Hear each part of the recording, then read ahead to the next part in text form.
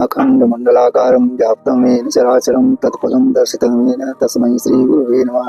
तो भक्ति भगवंत गुरु चतुर्नाम बपुए, इनके पद वंदन किए नासत विघ्न अनेक। तत्सत आश्रम आकाश मार्गी हरिशरण द्वारा सहज मार्ग। साधक की चेतना साधना के द्वारा तय होती है। साधना में साधक को स्वयं का अनुभव नहीं रखना चाहिए, क्योंकि कभी कभी बिना गुरु के आदेश के करने से उसका फल विपरीत दिशा में चला जाता है। उस दिशा को मोड़ने के लिए हमें गुरु का अनुसरण करना चाहिए। गुरु ज्ञान ही ईश्वर ज्ञान है। गुरु की वाणी ही सर्वोच्च है। गुरु कैसा होना चाहिए, स्वयं को परीक्षण करके तब भी गुरु का आनंद लेना चाहिए। गुरु ही परमात्मा है, गुरु ही ब्रह्मा है और गुरु ही माता पिता है। जिस गुरु के अंदर चार भावनाएं नहीं होती हैं वो गुरुत्व को नहीं है, वो तो एक कमाने खाने का मार्ग ही है।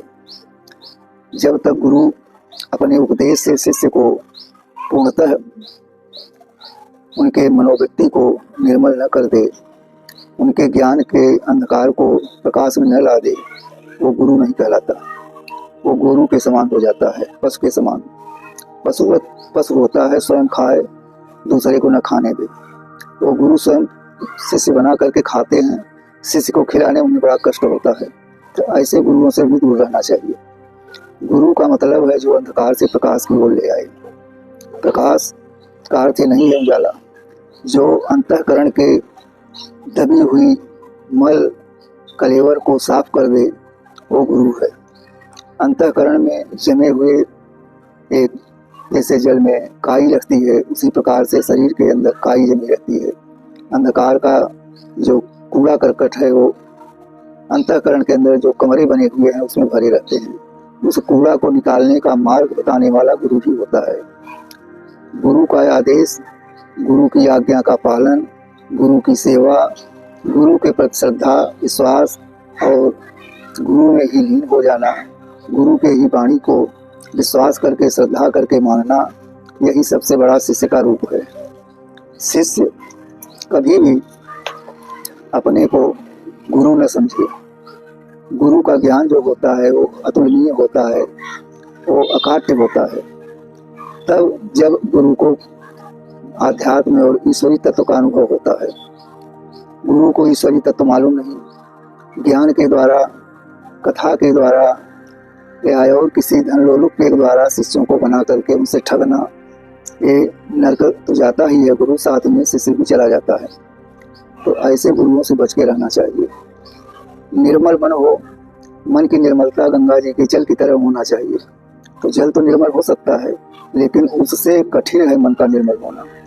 लेकिन मन का निर्मल हो जाना, इसका यही सही अर्थ है कि हर वक्त हर समय हम अपने विचार को, भावनाओं को सद्भावनाओं में परिणित रखें और जो कटु वचने हैं उनसे पहले दूर रहें। अगर दूर नहीं हो पाते हैं तो उसकी सहन शक्ति भी रखना चाहिए। कभी भी क्रोध में आकर, आवेश में आकर के, अहंकार में आकर के, लोभ में आकर के किसी भी प्रकार के बुराइयों को नहीं पकड़ना चाहिए। सकारात्मकता ही आपको उच्च मार्ग तक ले जाता है। नकारात्मक आप क्रियाओं का सोच करेंगे तो आप फलीभूत नहीं होंगे। कलिकाल में नकारात्मक ही आगे दिखाई पड़ता है, उसी का विकास दिखाई पड़ता है, लेकिन वो क्षण मात्र है। इस मानव जीवन में आदमी मुट्ठी बांध के आता है और हाथ खोलता हुआ चला जाता है कि हम जो लाए थे वो भी गंवा के जा रहे हैं। इसलिए मुट्ठी बांध के आए हो तो दोनों हाथों को मजबूती से बांध के जाना सीखो। अगर हाथ खोल के जा रहे हो तो सीधा आपका निर्णय है कि आप नर्क में जा रहे हो। नर्क का परिणाम बड़ा बुरा होता है। कभी भी आप अपनेपन को मत सोचो। मैं और मोर तोड़, ये सब तीनों शब्दों का विनाश कर दीजिए। कभी भी किसी भी समय आपके अंदर ये तीनों भावनाएं नहीं बननी चाहिए। हर समय आप तुम की इच्छा करो, तुम और तेरा ही है तो हमारा क्या लागे, ऐसा शास्त्र कहता है। तो हम अपने लिए न सोच के हर क्रियाओं को, चाहे वो साधना की क्रिया हो, चाहे योग की क्रिया हो, और चाहे वैभव की क्रिया हो, चाहे जगत में रहने की क्रिया हो, सब क्रियाओं को समेट करके तुम में लगा दो कि प्रभु ये तुम्हारा है, हमारा कुछ नहीं है। जिस दिन ये भाव उमड़ेगा उसी दिन से आपका कल्याण होना शुरू हो जाएगा। तो आध्यात्म ही बताता है कि आप अहिंसा करोगे तो हिंसा बढ़ेगा, क्रोध करोगे तो क्रोध बढ़ेगा, अगर आप किसी की चुगली चोरी करते हो तो वो भी बढ़ता ही जाएगा। इन सब का दमन करने के लिए हमें धर्म करना चाहिए, ध्यान करना चाहिए, योग करना चाहिए और सद्गुरुओं के साथ में रह करके, सानिध्य में रह करके सत्संग करना चाहिए। तभी हमारा जीवन निर्मल होगा, सफल होगा। ओम श्री नारायण हरि।